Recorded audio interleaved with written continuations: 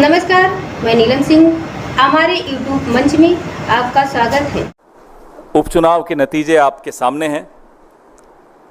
प्रधानमंत्री जी आज शायद किसी विवाह में शामिल हों, उनके चेहरे पे आज मुस्कान नहीं होगी, अच्छा नहीं लगता, लेकिन नहीं होगी, अब क्या कर सकते हैं। ये उपचुनाव जो 13 सीटों पर हुए, बहुत महत्वपूर्ण, हर उपचुनाव हर चुनाव महत्वपूर्ण होता है, बहुत महत्वपूर्ण चुनाव थे। दूसरी बार 1.5 महीने में, 1 महीने में समझ लीजिए, दूसरी बार भारतीय जनता पार्टी को देश की जनता मजबूती से कुछ संदेश देना चाहती है। लोकसभा चुनाव में संदेश बहुत स्पष्ट था, हुजूर इस कदर भी न इतरा के चलिए। अब 1 महीना हो गया, लोगों ने देखा रवैया में कोई फर्क नहीं है, अभी भी वही ऐंठ, वही घमंड, वही अहंकार। फिर से एक संदेश दिया। उत्तराखंड में हम दोनों सीटें जीत गए, बद्रीनाथ की भी और मंगलोर की भी। हिमाचल में एक थोपा हुआ चुनाव, निर्दलीय 3 विधायकों से इस्तीफा लिया गया, उनसे इस्तीफा करवाया गया, हमारी सरकार को अस्थिर करने का प्रयास किया गया और जनता का पैसा एक थोपे हुए चुनाव पर बर्बाद करवाया गया। आप लोग उसको ऑपरेशन लोटस कहते हो, मैं उसको ऑपरेशन कीचड़ कहता हूं। ऑपरेशन वोटर्स सबसे बड़ा होता है, सबसे मजबूत जवाब देता है। हिमाचल में देहरा विधानसभा क्षेत्र में, नालागढ़ में हमें जीत हासिल हुई। हमीरपुर हम हारे हैं, लेकिन ये तीनों सीटें ऐसी हैं जिसमें असेंबली इलेक्शन में, विधानसभा चुनाव में इंडिपेंडेंट्स जीते थे, कांग्रेस नहीं जीती थी। इस बार कांग्रेस ने 3 में से 2 जीत ली हैं। और अगर आप कुल मिलाकर 13 की 13 सीटों का आकलन करेंगे तो भारतीय जनता पार्टी को सिर्फ 2 मिली। अमरवाड़ा पे मैं आता हूं, जो मध्य प्रदेश का विधानसभा क्षेत्र है, जहां इतिहास में शायद पहली बार हुआ होगा कि काउंटिंग करते हुए अधिकारी लंच की ब्रेक लेते हैं, काउंटिंग रोक के। पूरा अमला, पूरा प्रशासन जुट जाता है कांग्रेस को हराने के लिए। जो व्यक्ति पिछला विधानसभा 25,000 से जीता, भाजपा में जाकर अब बड़ी मुश्किल से जीत पाया है, जनता देख रही है। इन तमाम विधानसभा क्षेत्रों के वोटर्स का हम कांग्रेस पार्टी की तरफ से हार्दिक धन्यवाद देते हैं उन्हें कि उन्होंने सबक सिखाया उन लोगों को जो षड्यंत्र कर रहे थे संविधान को कमजोर करने का, संविधान को बदलने का, और चुनी हुई सरकारों को अस्थिर करने का जो षड्यंत्र रच रहे थे, उनको एक करारा जवाब आज जनता ने दिया है। सबसे पहले उनका धन्यवाद। हमारे उत्तराखंड के पीसीसी प्रेसिडेंट करण महाराज जी, यशपाल आर्य जी सीएलपी लीडर, कुमारी शैलजा जी जो प्रभारी महासचिव हैं उत्तराखंड की, और तमाम एआईसीसी के पदाधिकारी, तमाम स्थानीय नेता, तमाम हमारे बेशकीमती वर्कर्स, उन सब की मेहनत से हमें ये दोनों सीटें मिली। हिमाचल में पीसीसी प्रेसिडेंट प्रतिभा जी, हमारे सीएलपी लीडर सुखविंदर सिंह सुक्खू जी, हमारे प्रभारी महासचिव श्री राजीव शुक्ला जी और तमाम एआईसीसी के पदाधिकारी, वहाँ के स्थानीय नेता, हमारे वर्कर्स, उन सब ने मेहनत की, जी जोर से मेहनत की, और ये नतीजे आपके सामने हैं। एक के बाद एक आप देख रहे हैं कि कैसे भारतीय जनता पार्टी की राजनीति को लोग ठुकरा रहे हैं, लोग उसको अस्वीकार कर रहे हैं, क्योंकि उस राजनीति में जवाबदेही का स्थान नहीं है, लोकतांत्रिक प्रक्रियाओं के प्रति सम्मान नहीं है, और लोगों के हकों और लोगों के सवालों का जवाब देने की ये ज़रूरी नहीं समझते प्रधानमंत्री जी, आवश्यक नहीं समझते। वो घमंड, वो आपको इनकी राजनीति में दिखता है। मंगलोर का मैं उदाहरण देना चाहूँगा खास तौर पे, चुनाव के दिन वहां किस तरह का प्रयोग करने की कोशिश की वो आपके सामने है। कैसे मुस्लिम मतदाताओं को रोकने की पूरी कुचेष्टा की गई, उनका हक है वोट देना, वो उनको रोका गया। आज मैं सोशल मीडिया पे देख रहा था, कई टिप्पणियां भारतीय जनता पार्टी के समर्थक कर रहे थे, अरे मंगलौर तो मुस्लिम बाहुल इलाका है, कांग्रेस को जीतना ही था। तो मैं उनसे पूछना चाहता हूं, बद्रीनाथ 97.68% हिंदू है ना। बात हिंदू मुसलमान की नहीं है, बात है किस तरह की राजनीति आप इस देश पर थोपना चाहते हैं। वो ये देश स्वीकार नहीं करेगा। अयोध्या में जो हुआ आपने देखा, नासिक, रामेश्वरम, रामटेक, बद्रीनाथ, ऐसे तमाम ऐसे कई और मैं उदाहरण दे सकता हूं जहां इन्होंने एक तरह से ऐसी राजनीति करने की कोशिश की जिसमें लोगों की रोजमर्रा की जिंदगी से जुड़ी हुई कोई बात का स्थान नहीं था। उन मुद्दों को वो सामने नहीं आने देना चाहते थे, सिर्फ और सिर्फ लोगों को लड़ाकर, विवाद पैदा करके राजनीति करना चाहते थे। उसका आज एक बहुत करारा जवाब लोगों ने दिया है। हमारे मल्लिकार्जुन खड़गे साहब और नेता प्रतिपक्ष राहुल गांधी जी लगातार हम सबको कहते आए हैं कि आराम नहीं करना है, अभी तो शुरुआत है। आने वाले जितने भी 4 असेंबली इलेक्शंस आ रहे हैं, राज्यों के विधानसभा के चुनाव आ रहे हैं, हम पूरे वर्कर्स, हमारे तमाम ऑफिस बेरर्स पूरी मजबूती से काम पर लग गए हैं। एक दिन का भी हम लोग आराम नहीं करेंगे। सितारों से आगे जहां और भी है, अभी इश्क के इम्तिहान और भी हैं, हम उसी विनम्रता से अपने काम पे लग गए हैं और आपको आश्वस्त करते हैं कि जिस विचारधारा को लेकर हमने पिछले कई सालों से संघर्ष किया है, उस विचारधारा को कमजोर नहीं होने देंगे और किसी को कमजोर करने भी नहीं देंगे। आपके सवाल।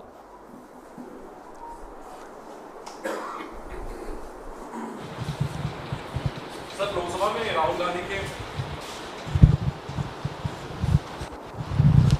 सर 2 सवाल। एक तो जो उपचुनाव के नतीजे आए हैं, जिस तरह से बीजेपी ने राहुल गांधी को उनके बयान पर घेरने की कोशिश की कि उन्होंने हिंदुओं का अपमान किया, आपको लगता है कि उपचुनाव में कहीं ना कहीं जनता ने इस पर भी अपना एक जनादेश दिया है? लगातार जनता संदेश दे रही है।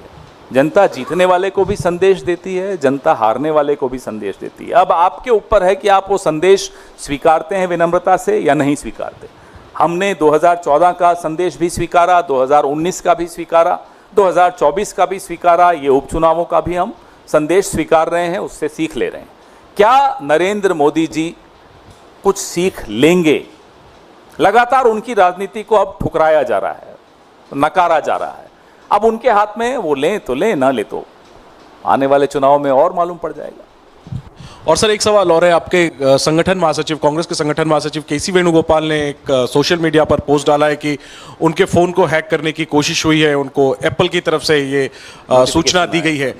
ये कितना गंभीर मामला है सर, और इसको लेकर के आप लोग क्या कुछ कार्रवाई चाहते हैं? ये वेणुगोपाल जी के साथ पहली बार नहीं हो रहा, उनके साथ ये पहले भी करने की कोशिश की और ये लगातार प्रयास कर रहे हैं। राहुल जी के भी फोन पे एक बार आपको मालूम है हुआ था। हमारे कई नेताओं के फोन इस तरह से हैक करने की कोशिश की और एप्पल की तरफ से अधिकृत चेतावनी आई थी अक्टूबर पिछले साल। मेरे फ़ोन पर भी ये लगातार हम सबके साथ करने की ये कोशिश कर रहे हैं, लेकिन करते रहिए। आप 2024 में आपको मालूम पड़ गया, ये सब करने से कुछ नहीं मिलेगा। जनता देख रही है और भगवान देख रहे हैं। सत्यम शिवम सुंदरम। सर आप, हाँ माइक। हेलो। हाँ, सर, एक सवाल है उपचुनाव से जुड़ा हुआ। अभी उत्तर प्रदेश में भी उपचुनाव होंगे विधानसभा के, बहुत सीटें खाली हैं, और राजस्थान में भी होने वाले हैं। दोनों जगह भारतीय जनता पार्टी की सरकार है और यूपी में तो बीजेपी की बड़ी हार हुई है, जहां से उम्मीदें नहीं थी उनको। तो वहां कांग्रेस का प्रोस्पेक्ट क्या देख रहे हैं? और राजस्थान में भी, यूपी के लिए स्पेसिफिक पूछना चाहूँगा कि क्योंकि वहाँ आप समाजवादी पार्टी के साथ अलायंस में हैं, तो कांग्रेस को कहाँ देख रहे हैं सीटों के मामले में? कितनी सीटों पे कांग्रेस लड़ सकती है वहाँ? अभी चुनाव घोषित हुए नहीं हैं, अभी बैठकों का सिलसिला शुरू होगा। कौन किस सीट पे लड़ेगा वो तय होगा, सब आपस में चर्चा करेंगे उसके बाद इस निष्कर्ष पर तमाम पार्टियां पहुंचेंगी कि कौन सी पार्टी कौन सी सीट पर लड़ रही है, तब फिर चर्चा करेंगे। सर दूसरा सवाल है, ऑल इंडिया मुस्लिम जमात के राष्ट्रीय अध्यक्ष मौलाना मुफ्ती साहबुद्दीन रजवी बरेलवी ने एक बयान दिया है कि सुप्रीम कोर्ट का विरोध नहीं करते, लेकिन मुस्लिम महिलाओं के अधिकारों से किसी को कोई हमदर्दी नहीं, सिर्फ महिलाओं की आड़ में शरीयत की तौहीन होती है। इससे भारत का मुसलमान चिंतित है। मुझे लगता नहीं है कि ये मुद्दा है आज। इस मुद्दे पर मैं आज चर्चा नहीं करूंगा, फिर ज़रूर किसी और दिन इस पे पूरा स्टडी करके गंभीरता से फिर चर्चा करेंगे। माइक दीजिए इन्हें।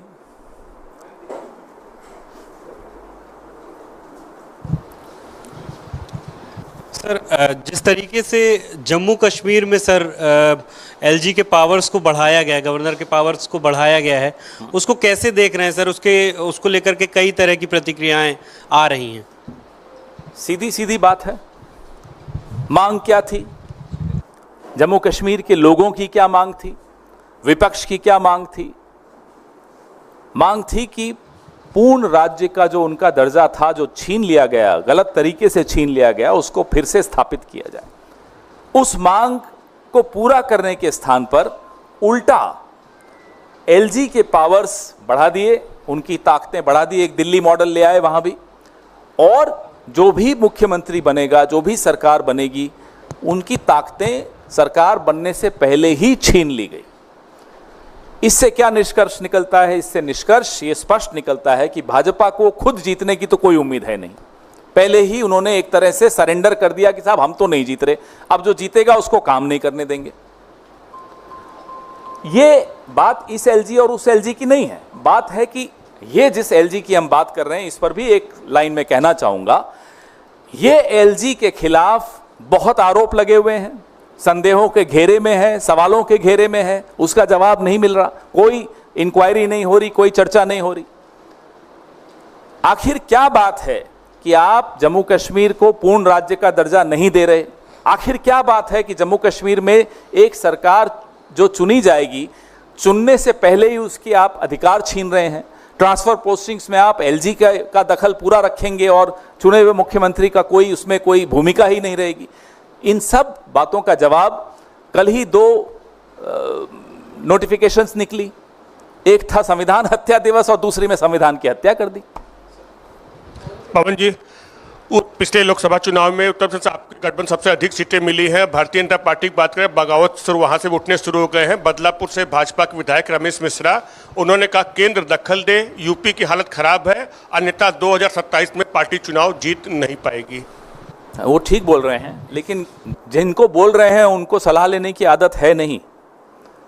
उन्होंने तो सरेआम कह दिया था, नड्डा जी ने के थ्रू कहलवाया था। नड्डा जी खुद तो बोलते नहीं है, कहा जाता है तभी बोलते हैं कि आरएसएस की भी जरूरत नहीं है, अब हम आरएसएस से बड़े हो गए। तो जो लोग आरएसएस से बड़े हो गए, आरएसएस की सलाह नहीं लेते, किसी की सलाह नहीं लेते, वो मिश्रा जी की सलाह थोड़े ले लेंगे। उनको लगता है वो जो करते हैं ठीक करते हैं। सर जो उन्होंने कहा 2027 बिल्कुल ठीक कह रहे हैं। लगातार अब भारतीय जनता पार्टी, जिसकी हार का सिलसिला शुरू हुआ है, लगातार आपको हारती हुई दिखेगी। सर ये जो बाइपोल रिजल्ट पर आपने बात कही, टीएमसी की तरफ से कुणाल घोष ने कहा है कि यह रिजल्ट जो है वो केंद्र में मोदी सरकार के लिए उल्टी गिनती शुरू हो गई है और इंडिया अलायंस जल्द केंद्र में गवर्नमेंट फॉर्म करेगी और टीएमसी का उसमें सिग्निफिकेंट रोल होगा। कांग्रेस भी क्या यही मानती है कि मोदी सरकार की उल्टी गिनती केंद्र में शुरू हो गई है? आप लोग अगर बहुत लंबी छुट्टी पे जाने की सोच रहे हैं तो मत करिएगा, मैं आपको सलाह दे रहा हूं। अब इशारा है तो मत जाइएगा छुट्टी पर, कुछ महीनों बाद चले जाइएगा, उसमें क्या हो गया? मतलब कांग्रेस ये मान रही है कि 2 महीने में कुछ बड़ी घटनाक्रम, राजनीतिक उलटफेर हो सकती है। मैं फिर आपको दोहरा रहा हूं, अगर कोई शादी करने वाला हो, छुट्टी पे जाने वाला हो, हनीमून पे जाने वाला हो, तो अभी रुक जाइएगा।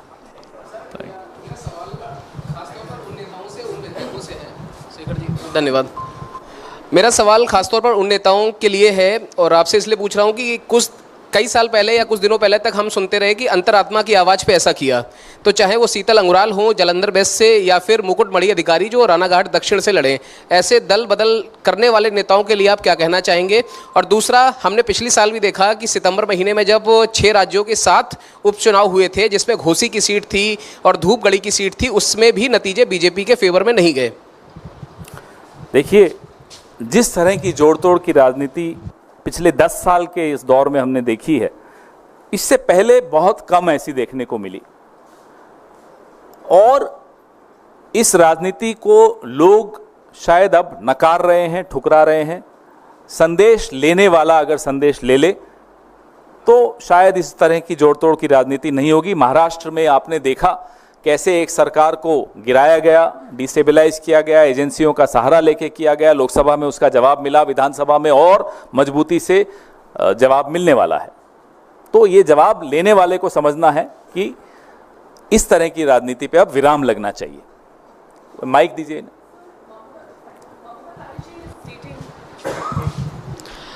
So Mamata Banerjee has announced that she will be moving a resolution against the Nyaya Samhita bill and also against NEET in the next session of the West Bengal Legislative Assembly. Where do you think Congress stands on this? Well, we've been very clear about the Nyaya Samhita bill also, act also, because that act was passed in a hurry. That bill was passed in a hurry after removing all the members of the opposition out of the parliament. There was no comprehensive discussion on this bill, on the passage of this bill, and this bill has several problem areas which we as opposition parties have discussed amongst ourselves, and we are together in opposing this act. On NEET, Mr. Rahul Gandhi held a press conference. We've spoken about it at length, and again there are a lot of anomalies in the way these exams are conducted. There are major question marks on the integrity of NTA, the officers working there. All those questions have not yet been answered, and there has to be a comprehensive review of the way these exams are being conducted. Thank you.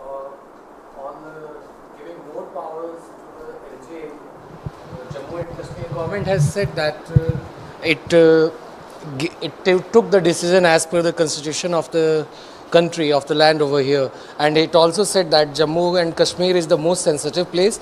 We have been able to tackle terrorism there, but there are still few places like South Kashmir where tensions are still prevailing. That's why this decision has been taken. So how do you look at it? What has law and order problem which is ongoing, which they haven't been able to solve, got to do with the LG getting powers to transfer and post officers? Right now the LG is in any case doing it. So you don't trust the government which will take charge whenever the elections happen? You already passed a no confidence motion against an elected government which is yet to be elected. What kind of a no confidence is this, and who is Mr. Narendra Modi to pass a no confidence motion even before a government is formed, even before the elections are held?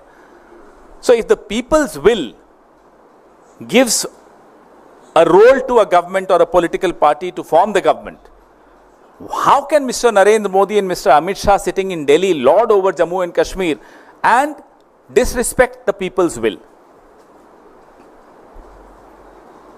अभी पूछ लीजिए, 1-on-1 नहीं कर पाऊंगा। मेरा सवाल है कि उस तरह से जीत की चर्चा हो रही है, आपकी इंडिया गठबंधन ने 2 सीटें गंवाई हैं, एक बिहार से रुपौली और दूसरा मध्य प्रदेश से अमरवाड़ा। अमरवाड़ा कहा जाता है कमलनाथ का गढ़ है, वहीं रुपौली भी कई चर्चाएं थी उसको लेकर के, पप्पू यादव को लेकर के, लेकिन दोनों सीटें आपने गंवाई हैं। कहाँ चूक हो गई है सर? हाँ, अमरवाड़ा के बारे में मैंने आपको पूरा अपनी प्रेस वार्ता में बताया कि किस तरह से आज गिनती के वक्त भी बहुत बड़े सवाल खड़े हुए। कैसे गिनती करने वाले अधिकारी लंच ब्रेक करके गिनती रोक के गए। बड़ा विरोध हमारे वर्कर्स ने किया, हमारे नेताओं ने किया वहाँ। रही बात बिहार की सीट की, वहाँ इंडिपेंडेंट जीता है, वहाँ न हम जीते न वो जीते, कोई और ही जीत गया, तो उस पर भी चर्चा करेंगे। स्वस्थ रहने के लिए इस्तेमाल करें अयोध्या धाम का श्री राम नाम स्पेशल निरोगी चूर्ण और बुकनू।